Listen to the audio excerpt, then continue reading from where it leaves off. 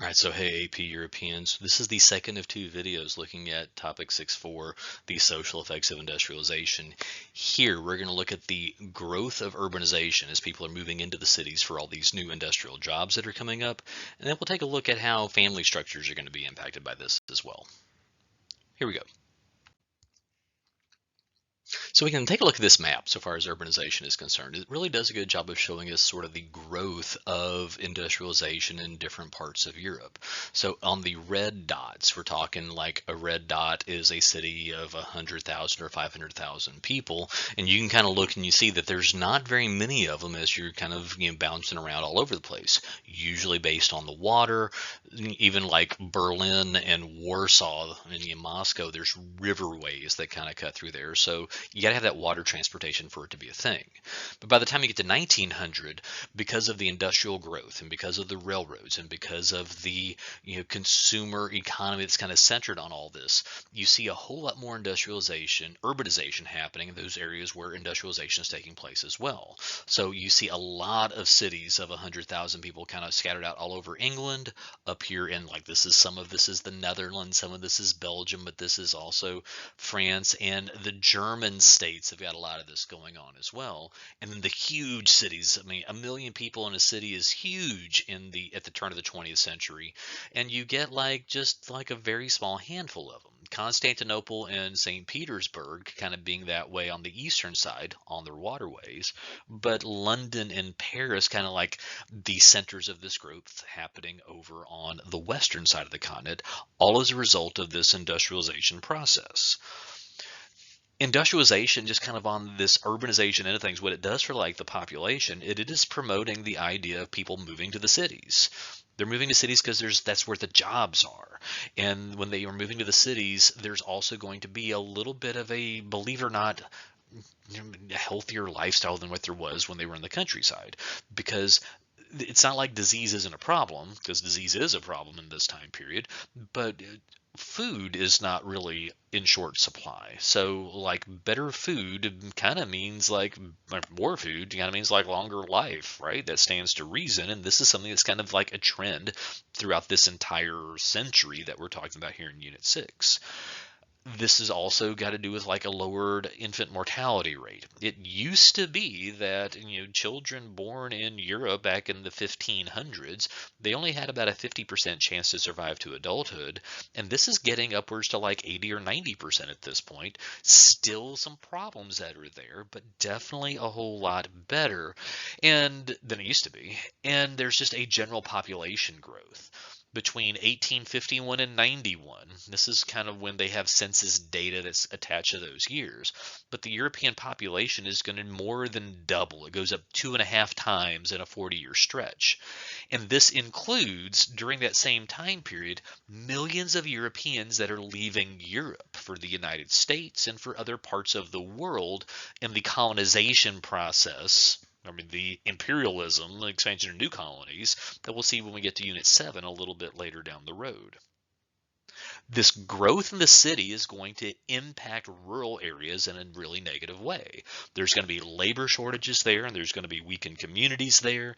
This is going to be really associated with famine and debt and land shortages because there's not as many people there to like will farm the land in some areas, and in places where the farmland is tainted, where there is disease that kind of breaks out, a blight happens, real negative consequences can happen, like the Great Famine in Ireland in the 1840s.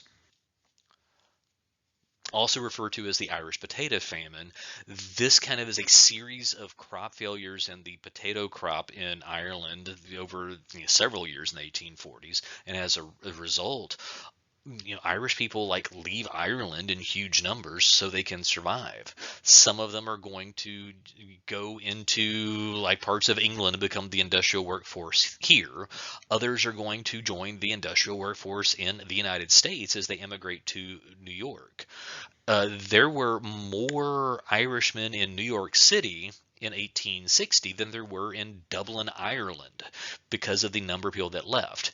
You can really see the lack of urban development in Ireland. Like Dublin is an old city that's there, and up here on the very northeastern corner under my little laser dot, that is Belfast, Ireland, and they're really the only two major cities that are in place there.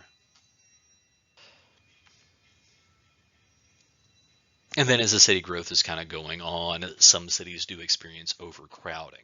A million people in a city is one thing, but when you start having more of the working class people kind of like shoved into like some pretty tight quarters in the city, things are really dangerously unhealthy and unhygienic.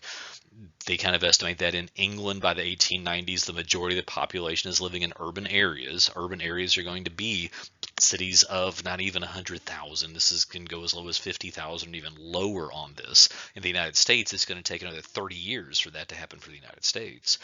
In these cities, there's going to be some really kind of horrifying, or sanitation, the lack of sanitation conditions. City sewer systems have got a lot to do to catch up with what's going on. This is going to lead to outbreaks of disease like cholera, which is a killer disease and just is periodically going through cities like London and Paris because they can't really keep the city clean enough to keep everybody healthy and safe over the long haul. This is more of a late century problem than it is an early century problem because it's as the cities get bigger, this gets to be a bigger deal. We'll revisit this a little bit later in Unit 6, when in the second side of Unit 6, because we'll talk about ways that, well, cities are trying to, well, clean up some of these problems.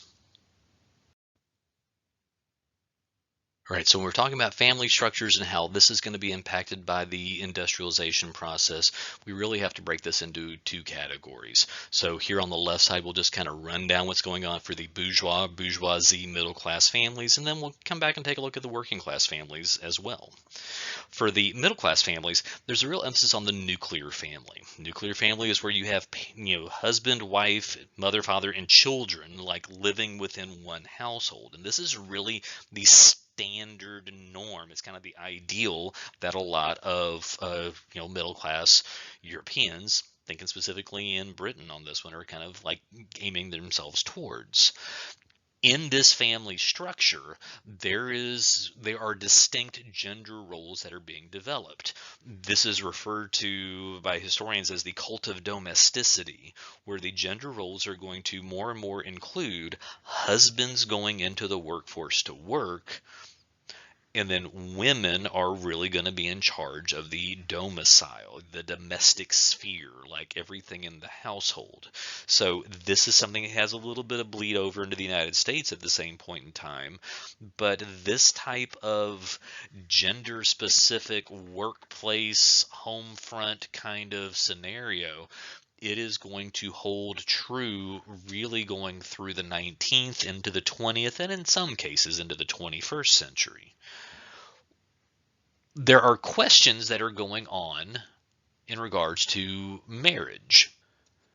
And while middle class families are more so than they used to marrying for love, like companionate marriage and not just economic marriage, economics are still a real factor in like the family planning process. Like if you're going to get married, you have to talk about like how you're going to make money and how you're going to be able to plan to make money and what that future plan is going to look like. There needs to be an emphasis on maintaining some stability within the family. And so that means education to be a good citizen, but it also means education for the children so they can enter the workforce and be productive members of society later on. And then being a good productive member of the church is going to achieve some of those same family stabilizing elements that can, well, expand out into broader levels of society. And then for these middle class families, they're also getting opportunity for leisure time. The leisure time here is much more centered on kind of a small group setting or in a family setting. If you think about this back to like units 1 and 2, everything that was going on for leisure activity, it was very much like a community activity, like carnival festivals or church or feast day festivals or like a Mardi Gras festival.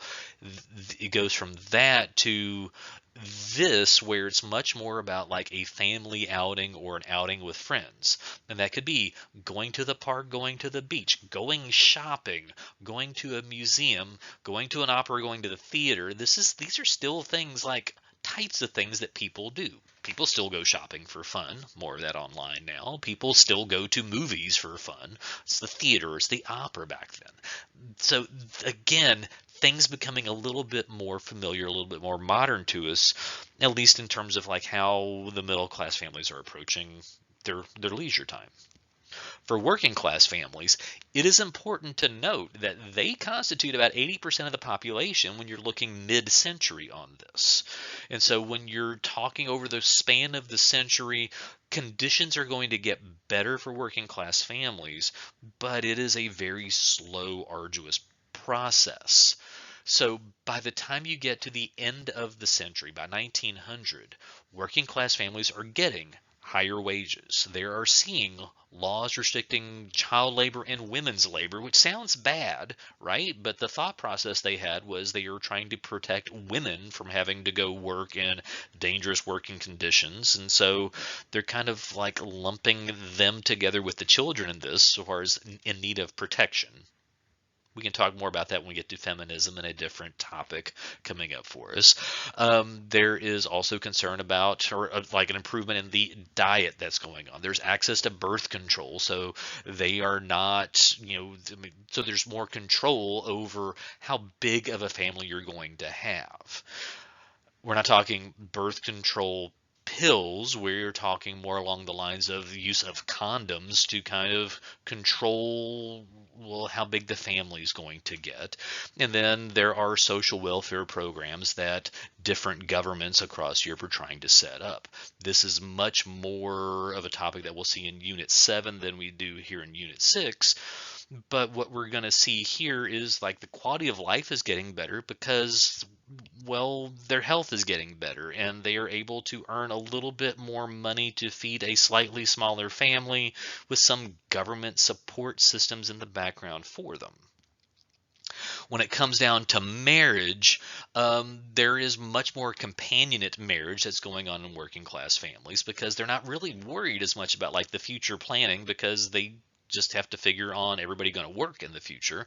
But especially since they're having fewer children in the family, this seems much more of a likely thing. So it's kind of weird. The richer you are, the more likely you were to marry for money. And in working class families, you are more likely to marry because of like romance or, just being in love. That's kind of an odd separation to me on that. And then their leisure time is still kind of family and small group, maybe some bigger group on this. So we'll kind of going in reverse order on this one. Vaudeville theaters are kind of like variety shows where you could see a song and dance act, and you can see a magic act, and you could see like short skits, not like classical theater, but more like just like funny things that are like entertainment that you might go see a little bit at a time. Sports arenas, like going to go see, I mean, I almost said baseball. That's American. How about in Europe? We're talking about soccer matches, football matches, where you're going to have a larger community activity that's there, but you're still going with a group of friends. And then one of the social ills of the time was going to bars and drinking in bars, at least for the men. Drinking is not really a family activity, but it is a small group activity that's going to have some concerns and was going to cause problems in other areas of social development, but that's going to have to come in for a different topic for us.